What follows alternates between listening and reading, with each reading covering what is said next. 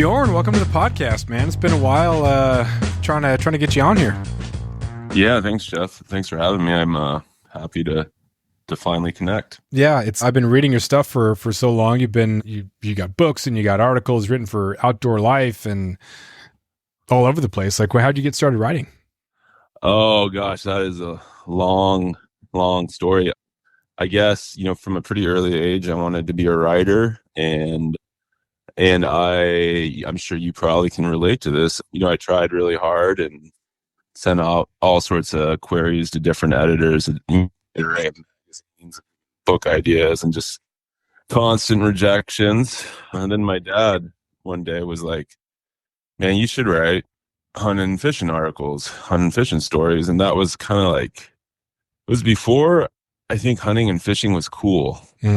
And hunting and, especially hunting for me, and fishing, I was commercial fishing at those days too. And it was just like, it was not anything I ever thought about writing about. It was always, just something you do, and also felt kind of private about it, I guess, in a way too.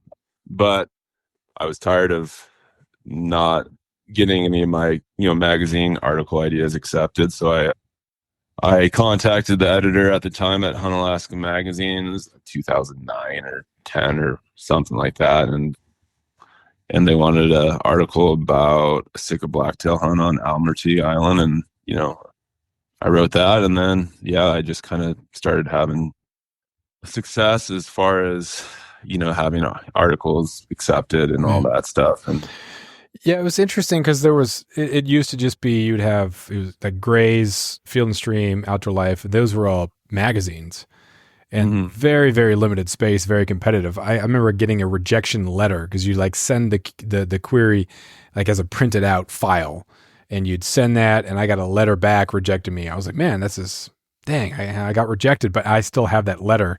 And now it's not even close to that as far as how to even contact people.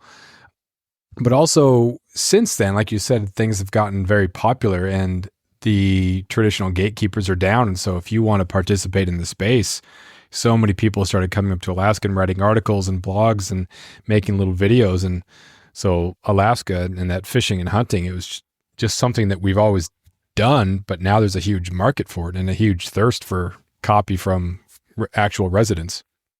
Yeah, no. So, I mean, that is pretty cool. I mean, if you want to write, or you have a platform, or if you want to make movies, like you said, there's, it's kind of one of the cool things, I guess, positive things about YouTube and the social medias is that you can have a platform and you can get your message out there, you get your story out there, which, is kind of cool in a way. So, So did I read that you're a wildlife film guide in addition to writing? Yeah, I probably make my line share my income doing, guiding basically film crews, usually after big hairy stuff with claws and teeth. But yeah, for variety of productions like Netflix and BBC and Nat Geo and other streaming services. And yeah, so I spend anywhere from a month to 4 months a year usually guiding. That's got to be a lot of fun. What are some of the, your spiel when people come up here? There's got to be some people who are incredibly versed in outdoor conduct and ethics and whatnot, but you probably have had some people who really don't know what they're doing. How do you handle the spectrum, I guess, from novice to expert? Yeah, so even within the whatever, if you want to call it, the planet Earth spectrum of wildlife camera operators, it's surprising how many don't have kind of on the ground experience with with bears specifically. And that's kind of my bread and butter, because in the rest of brown bears specifically, in the rest of kind of the whole wildlife filming world, everything in Africa is filmed from the safety of a vehicle. Polar bears are almost always filmed from a ship. And then and on brown bears, you're on the ground filming most of the time, so you're up close and personal. And if you're filming outside of Katmai National Park, the bears behave usually like how you and I and everyone else in Alaska know bears to behave. Like, it takes a lot of kind of planning and caution to do it safely, not even to mention to do it in a way that's somewhat, respecting the animal too, not chasing the animal away and messing them up too much from their daily schedules or whatever you want to call it.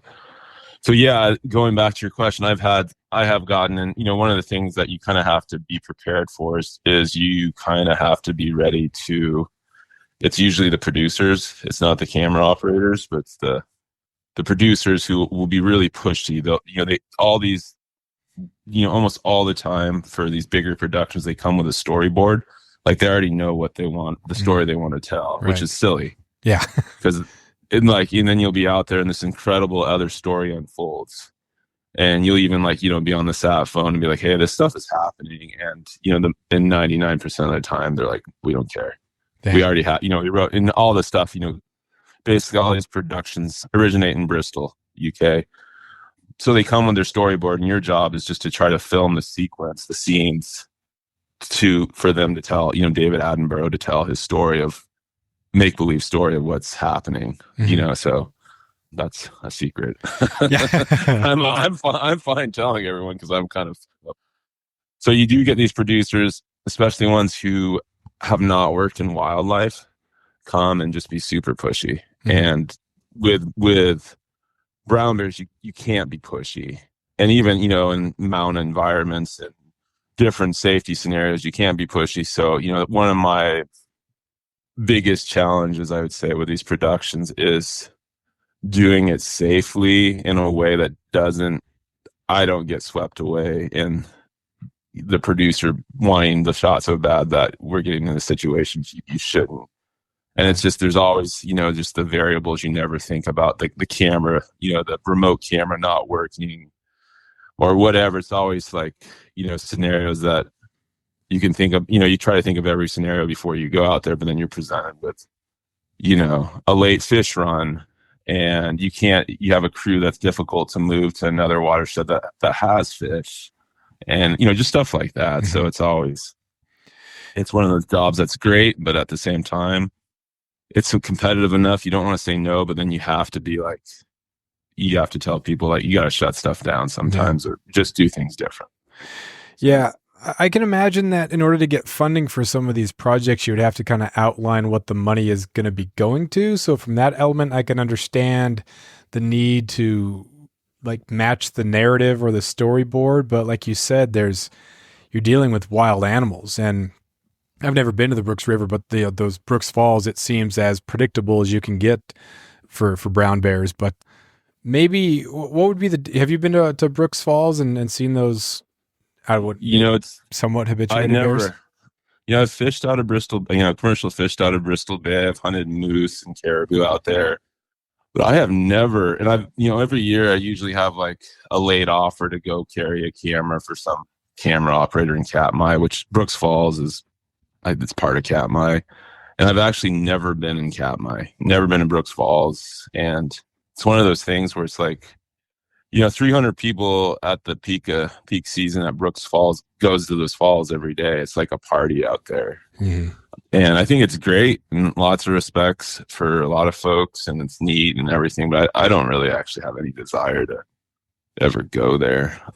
I'm not trying to be snotty about it. It's like I just don't want to really go there.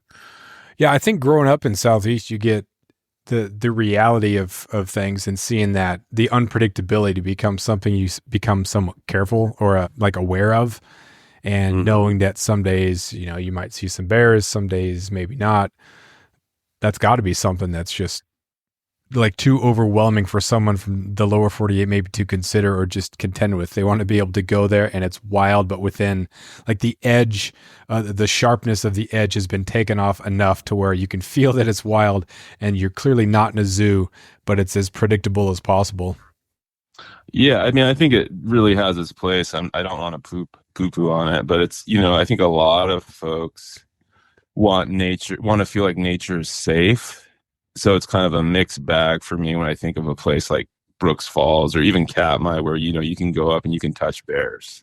Like, you know, they're that used to people. So in one way, it's really neat to be able to have this experience and appreciate this animal and this fantastic ecosystem. But then on another level, it's, you know, are we just kind of continuing that Disney narrative that's, you know, so attractive, but at the same time terrible, that we're spoon fed, you know, from childhood on, that nature's safe and all that stuff. So do you get any questions or anything that has to do with Timothy Treadwell?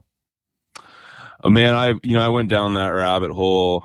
I haven't for years thought about him too much, but I imagine you probably read Nick Jan's book, Grizzly Maze. Yeah, I teach it in my adventure survival lit class, and there's always Good kids book. in the class who are just thinking, like, how is this person allowed to be in schools in Southern California? Because again, you're perpetuating that narrative and, you know, right in the Disney area, but you're getting this education that's completely wrong. And it would be nice if it was just a simple matter of, hey, you respect me and I'll respect you, but that's not how the natural world works. Yes, the Timothy Treadwell thing. I mean, that's such a compelling story on so many levels. Just, you know, simply along the lines of what you're saying, you know, the portrayal of nature, but also just this very kind of conniving, charismatic individual. And like my big question for Nick on that book process was, you know, and I approached him on Nick Jan's, the author of the book, was like, what was it like to spend a year writing, researching, living your life with Timothy Treadwell, like trying to get in Timothy Treadwell's head? Because I know for me, if I kind of wrote a chapter that was in part about him, the bear book I wrote, and it was weird for me, you know, it's easy to spend a year researching, writing, and, you know, so I don't know. He's, you know, on certain level, the fascinating character, but also, I mean, I think there's pretty clear lessons to that story. So yeah. There's the human element of the fact that he, like, the only thing that really helped him or allowed him to quit his drinking and his, you know, he was that at war of himself. I think those are Nick Jance's words, that he was that at war of himself. He had to create this different persona. So you find purpose, even though it's a misguided con artist type purpose, in that I am the savior of the bears. And at one level, yeah, it's totally tragic that a human lost his life and then his girlfriend too into that. But yeah, it's still, even though there's those cautionary type tales, it seems like people still have a naive idea about what things are like. But when people come up here and are just excited to be here and just like drink it all in and just absorb it, that's got to make your job just a lot of fun and very rewarding. shoot, I got to go to Eastern Greenland and do, you know, completely non-related, but I was there for polar bear shoot. And, you know, so it's amazing. You get to go on these kind of like once in a lifetime opportunities, because when are you going to sit, you know, in mid-June to mid-July up on the same mountain on Chichikov in the same 3 square miles and stalk brown bears? So for me, it's like, and in part, it's like hunting too. It's like I get to go hunting for a month without shooting anything. And, you know, it's like, there's that part of it that I just love. And then, you know, some of like the salmon stream work with brown bears, that gets tense. That's not always my favorite. No. But, you know, by the end of every one of those trips, you're just like, man, it's so nice to pull out, you know, when you're, yeah. So it's like one of those things. It's like stuff you never do on your own. Like I'm never going to go out on my own and be like, unless I'm getting paid money, I'm not going to go spend a bunch of time in thick woods on salmon streams, you know, Yeah. too close to bears. So it's kind of, yeah, it's one of those deals where it's, I don't know, you get to go into worlds you normally wouldn't go into. Mm-hmm. So, yeah, growing up on Prince of Wales, having black bears around, you get really used to them on the rivers, and it was, you know, they really kept their distance. So the brown, you know, not growing up around brown bears and having nearly as much experience around brown bears, it's different feeling when I get around them, even if they're not even very close, just kind of in the vicinity, or when you're in brown bear territory, it's a whole different feel. But it's cool to go to those places and just experience more of what Alaska has. Yeah. I mean, I'm a big fan of all wildlife, and there's bear killers and bear perverts, and neither one of them. I don't want to hug anything, and I don't need to go prove my existence, by trying to get the biggest one in the world or anything like that. But yeah, they're complicated, interesting, incredibly intelligent animals, and glad they're here. But I'm also, glad to give them as much space as I can. Yeah. So you spent some time around the state. What are some of your other, I'm assuming Southeast is your favorite or close to the favorite, otherwise you wouldn't still live here. But where is another place in Alaska that you're really excited about and just kind of can't get enough of? Yeah, I mean, there's so much of Alaska in the north that's just amazing, and so many great outdoor opportunities. But my two favorite places on earth are Alberti Island, which I live right next to, and the Brooks Range. And so Brooks Range is definitely one of those most, just incredible place. Like every trip I do, there's something amazing happens, whether it's, being surrounded by thousands of caribou or whatever, wolves chasing stuff through camp or wolverines. It's just kind of one of those places that makes you feel like you are in another world, and anything's possible. So yeah, I've only been up there once. Did the Hall Road hunt archery for caribou a couple of years ago, and driving north from Fairbanks, intellectually there's a lot of space north from Fairbanks, but when you're driving it just goes on and on and on, and then you just pull off to the side of the road to take a leak or whatever, and then there's a wolf, and you think, whoa. This is crazy. And then you just keep driving, and then you get to the Brooks, and as you're going through, it's so rugged and so like Mordorish and beautiful, and then dropping down to the North Slope. It's just unbelievable. And it's kind of weird, the experience, because that whole experience is possible because of the pipeline road that was built to help build the pipeline. It's kind of a conflicting thing that the only reason I can do this is because of oil extraction, but pretty pure. I could definitely go there multiple times. Yeah, no, it's an amazing place. And that is a weird kind of paradox or contradiction or whatever you want to call it. But yeah, how'd the caribou hunt go for you? My buddy and I were prepared to walk past the 5 mile buffer. So he brought a rifle. We're going to split the rifle. Both had our bows, and it was right at the beginning of the season, and it had snowed the week before, so everything was just soaked, but all the mosquitoes were dead. So the herd had not really congealed and started to migrate yet. So they're just kind of like random. There were more out of state hunters we saw up there than bulls.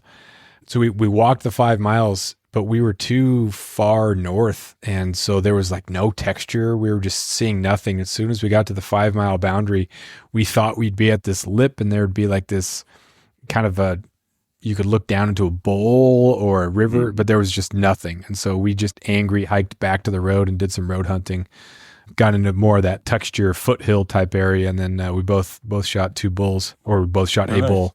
So that was super great. By that point, the mosquitoes had returned because it had warmed up enough, and it was just miserable. But yeah, it's unbelievable. And everybody says the same thing. It's unbelievable. It's wild. It's expansive, but there's just really not words. You just have to go there and you have to see it. Yeah, no, it's amazing. It took me by surprise. I was kind of at my peak of thinking, loving big mountains, climbing big mountains. And I just actually had 2 weeks of school before school at the University of Fairbanks started for me, and borrowed a friend's truck. I just didn't have anything else to do. So I just went up to the Brooks Range thinking that, these are little mountains. And it wasn't going to be nearly as wild as like the Alaska Range or, stuff elsewhere that I'd explored. And, I spent 2 weeks hiking around the central Brooks Range.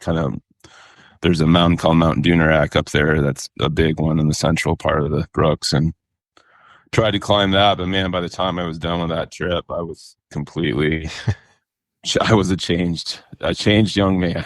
Yeah. I had a buddy who dropped in he'd scouted a spot where he wanted to drop in with his alpaca raft, and Hmm. then it kind of loops around and meets back up with the highway. And he said it was absolutely horrible. It was, and he's the type of person who to not be intimidated by certain things. But yeah, he said it was absolutely beyond, and he would never do it again. I thought, wow, that is saying a Well, lot. Yeah. was he from Southeast Alaska? Yeah. Yeah. He lives Oh, he was. in Okay. Anchorage now. Okay. So Yeah, I definitely. he's done some white water rafting in that area. Yeah. But Yeah, I found the travel there exceptionally easy compared to, what I was used to elsewhere in the state. There is, if it's high water, if it's raining, the rivers and creeks, there's just so much water up there. mhm. But yeah, I've done quite a few trips up there. And I've had some high water trips that were spooky, but overall, I would definitely, I love, and even the Tussock, some people are just like, I can't deal with it. I was just like, man, I'm totally happy to scoot along at 2 miles per hour with a heavy pack on Tussocks. Yeah. Yeah, I think he hiked in, and then it was like in the mountain part. And I think it was the grade was pretty steep and it was pretty bouldery, and there may have been like low water made it that much more difficult or something. Or I think if you hit some of those areas when the water is nice, then you can kind of just flow. I have some friends that did the Charlie River, and they said they hit the water pretty nice, and so they weren't portaging a whole lot. And they got to the Yukon and it was just smooth sailing. I'd definitely like to do the Charlie. Yeah, I tried to hike in Ted after a caribou hunt once and got turned around in the blizzard about halfway. That was by myself. I made some mistakes on that trip, like not bringing garbage bags to help pack out caribou. So I just completely, I was just covered in blood, and I was like, well, I'm gonna go after the hunts. I would go by myself to the Yukon Charlie, and the bears up there are not like ABC Island bears too. They're they're willing to wager against you than our bears around here, and just smelling like a dead bloody caribou. And it started snowing really hard, so I turned around before I got to that. When was this?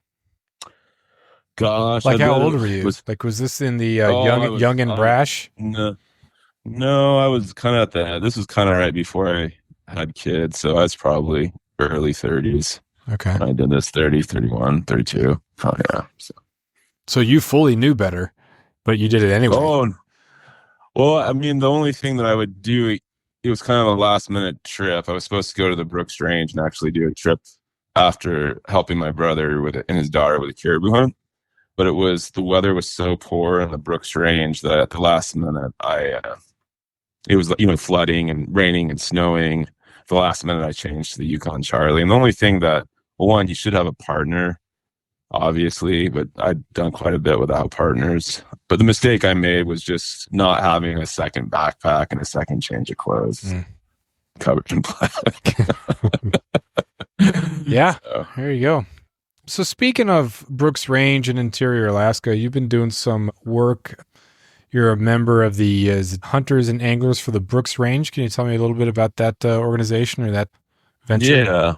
So Hunters and Anglers for the Brooks Range is a coalition of kind of conservation groups, hunting conservation groups, and some brands. So I technically work for the Theodore Roosevelt Conservation Partnership. Not technically, I do on a part-time basis, but you also have Meat Eater in there and a bunch of other kind of brands who care about the future of the Brooks Range. And we're working on the campaign to try to prevent the proposed Ambler Road being built across the southern flanks of the Brooks Range.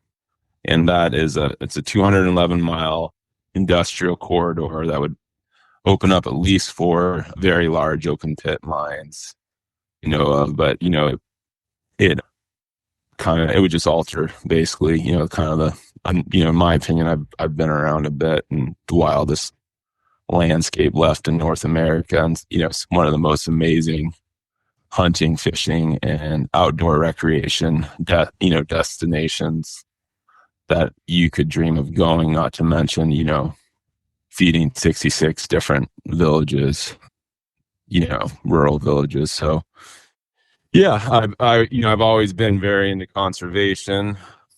just growing up here and just always appreciating, the ability to hunt and fish and get our food from the woods and sea. And I was, pretty excited when QRCP approached me and asked me to help out with the campaign. Mm-hmm. So it seems that there's a similarity with the Dalton Highway in that it is meant for extraction. So it was for the extraction of oil, resource development. And because it became public, it enabled people to visit more of Alaska, hunt more of Alaska, see more of Alaska, and kind of do that maximum benefit thing. So people might look at this road as just another opportunity for access, but it seems a key difference is that when you go up and through the Brooks Range, that's different than running along the southern edge of it for 211 miles because there's a substantial amount of river crossings and more river crossings. Right. And so rather than running kind of perpendicular to the range by running parallel to it, you're going to do a lot more damage habitat-wise. Yeah. So, so as of now too, and it's a kind of a mess of a deal too. So as of now, this is supposed to never be open to the public.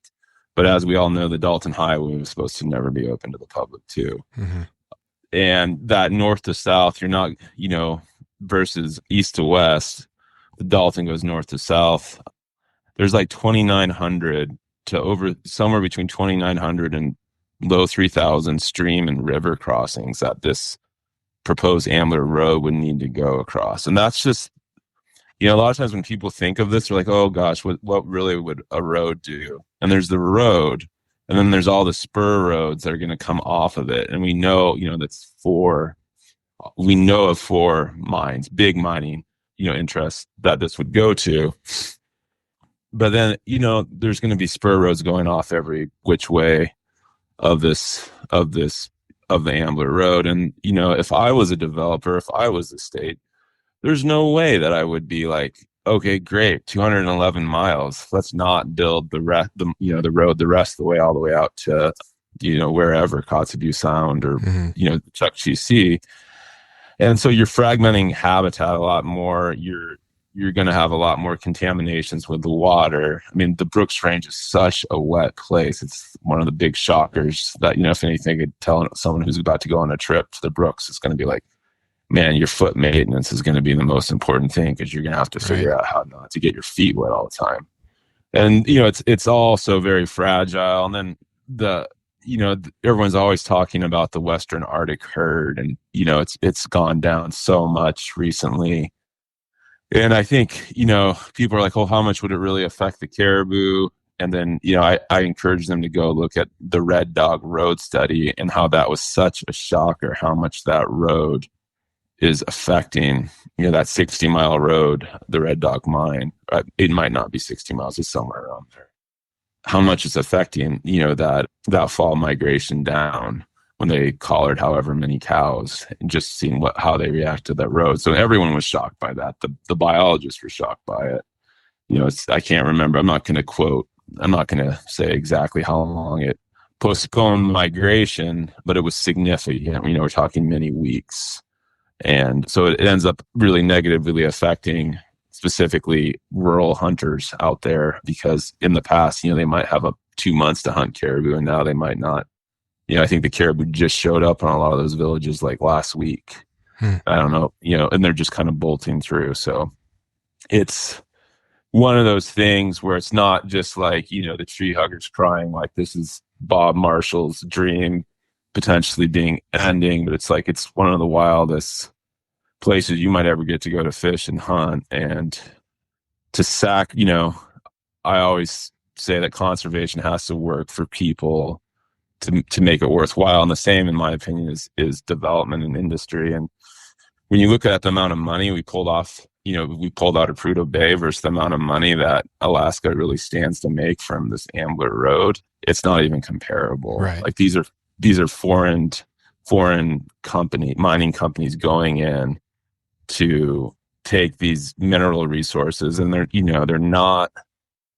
to be shipped to Eastern Asia to be refined. And then from there, it's like, well, where are they going?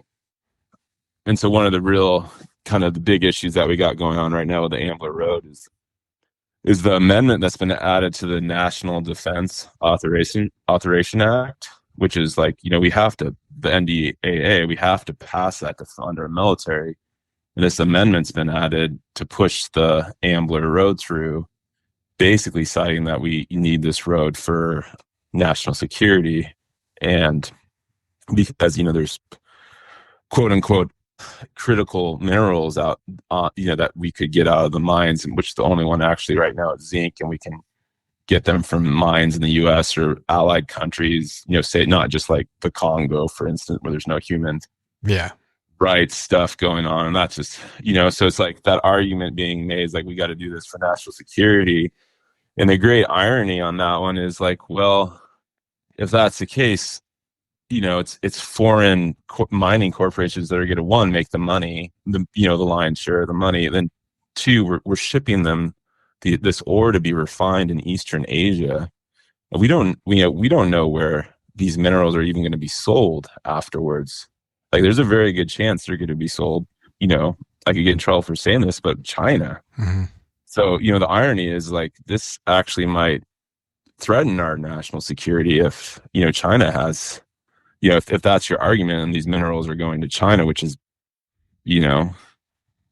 a potential, a very likely potential, or, some other country that we're not allies with. So this NDAA, the amendment has no place with our military funding. And that's kind of what we're trying to raise awareness of right now, is that like this amendment needs to be taken off. This does not apply to try to get the Ambler Road pushed through. This is not, an honest way, not the right way to do it. Yeah, I've read about that. And then also it seems like Bristol Bay is such an obvious no-go, and yet it still just kind of hangs around. But people seem to be, I don't know if I've ever really talked to an Alaskan who says, yes, I'm for it. But I have talked to a couple people or heard people talk about, just from the access standpoint, opening up the road to Ambler. But yeah, it's just when you're dealing with mines, it's just a different animal altogether. If you look at like an Onyx map of Prudhoe Bay, and you can see the patchwork of roads that are around, but it's not it's not anything close to an open pit mine that, as you said, in such a water rich area, there's just no way you're going to be able to contain the contaminants. And it's at the headwaters of so many of these rivers. The damage is just going to be catastrophic. And that's even best case scenario, even if there's not a major spill. Like, it will, by definition, ruin the headwaters for a lot of these rivers. Yeah, and I think the important thing to remember with the Dalton Highway versus the Ambler Road, because it is that paradox by having that road. You and I both had our first trips to the Brooks Range, and pretty much every trip I've done since from the Brooks Range, it's very occasionally I'll fly into a village, but other ways, I've driven the Dalton Highway and I've got off the road and I just started walking or started hunting. But the way I see it with this, right now the Ambler Road is supposed to never be open to the public. The sentiment of the villages out there is as such that I don't foresee it ever being open to the public. So that, that aspect of the argument for folks who are not from there, this is all our public land. That aspect of the argument I don't think is even applicable. So if you're down south and you're like, gosh, man, wouldn't it be cool to drive there someday and have that be able to do that? Because how am I going to afford a bush flight in? It doesn't work, because I don't think it will ever. There's so many villages out there, whereas on the Dalton Highway, there's not the same amount of villages. There wasn't that same push. And that was when Dalton was going on, when all that those huge land and sovereignty right arguments, Angsko and Anilka were all happening. So it's, I really don't see that road ever being open to the public. Mm-hmm. So being involved in some of the political habitat conservation type issues, is your feeling generally optimistic going forward, or does it seem like there's so many different circumstances or so many different elements that are working against the future of fishing and hunting in Alaska that it's a drain on you? You know, my kids sound like a bunch of Sounds like my 6th-hour English class. So yeah, I'm used to it. just screaming and crying in the background. You know, at times I think it can feel like a drain, but I do feel like we've made a lot of progress. Specifically, you know, like the one thing that I could say that I've noticed around our neck of the woods that gives me hope for like the future of Southeast Alaska. I know I'm kind of switching here, is that, you know, people are recognizing more how important habitat is and how that means more deer, more salmon, and I mean just hunters and anglers. And I'd say I'm cautiously optimistic in certain respects, but at the same time, you know, it's just there's some big powers out there, and we're just you know, the little guys who want to be able to go hunting and fishing and pee off our back porch and not get yelled at for it. So yeah, it goes back to that conservation versus preservation ideal of doing things in the Alaska State Constitution that says that the lands are for resources should be managed for the maximum benefit. But then so many lower 48 people who look at and maybe their hearts are in the right place. They look at what happened in these different states and they want to help preserve Alaska, but it's not the same. And if you manage Alaska like you would manage a lower 48 state, it just doesn't make any sense. And it would be really nice if that wouldn't happen. But yeah, it's kind of tough going forward. I don't know what it looks like in 15, 20 years. Hopefully it looks fine. Hopefully the sheep recover and the caribou recover, and, you know, it's just kind of back to your normal ebb and flow, but we'll see. Where can people find your work, get involved with the Hunters and Anglers for the Brooks Range? Is it a sign-up type thing? Where can people buy your book, all that stuff? Yeah, so I mean, if you want to visit Hunters and Anglers for the Brooks Range, there's a petition on there right now regarding the NDAA, which we talked about earlier, as far as that the amendment to push the Ambler Road forth it's not applicable. So it'd be great if people signed that, shared that, got some of the facts, some of the information, and get involved there. And yeah, that would be great. And I don't have a website at all. And if anyone, you know, wants to read my books, you Google my name, you can find them. Yeah, I mean, it's whatever. So it's all good. Awesome. Well, it was nice chatting with you, man. Great to finally talk about some of these things, and we'll be in touch. All right. Thanks, Jeff. Have a good one. You too.